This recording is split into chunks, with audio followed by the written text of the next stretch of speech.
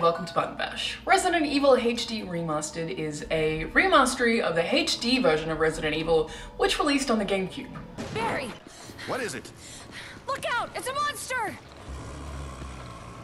The original game, an action-adventure survival horror, came out in 1996 with the first re-release in 1997 with the director's cut, then another in 1998, and 2006, and 2011, and now again in 2015. I mean, those were mostly re-releases on different platforms, but seriously, that's a lot of Resident Evil, especially when you think about all the movies and comic books and everything else, all the other games that have come out as well. So, it might surprise you, but this is the first time that I've actually fully played any Resident Evil game. I know, I'm objectively the worst. But I feel Resident Evil HD Remastered is the perfect introduction to the franchise. PS2 games, when played now, often feel off-puttingly clunky and they can be pretty visually unappealing, but despite originally being made in 1996, Resident Evil HD Remastered doesn't suffer from either of those problems. Thanks to the GameCube re-release, the ugly visuals were pretty much fixed, but this new version transforms pretty much fixed to atmospheric and appealing and attractive even behind their own creepy vignettes. The hallways of Spencer Mansion are still both uncomfortably creepy and eerie, but still beg to be explored with surprising amounts of detail.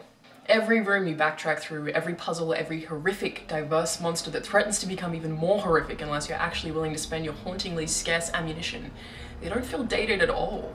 For some potentially unneeded context, you play as Jill Valentine and Chris Redfield, who are Special Ops field agents looking for other Special Ops field agents who were lost or went missing. Just your luck though, as you get to the mansion you find out that you are trapped and you have to backtrack through all the hallways to get yourself out, and getting out becomes priority rather than finding other people. And unlocking all the mansion's secrets is a pretty tantalizing part of all this. Getting out involves a whole bunch of solving clever environmental puzzles to get your hands on things that you can later combine with other things in one giant thing-based puzzle of its own. Puzzles and puzzles and puzzles with some added mystery on the side.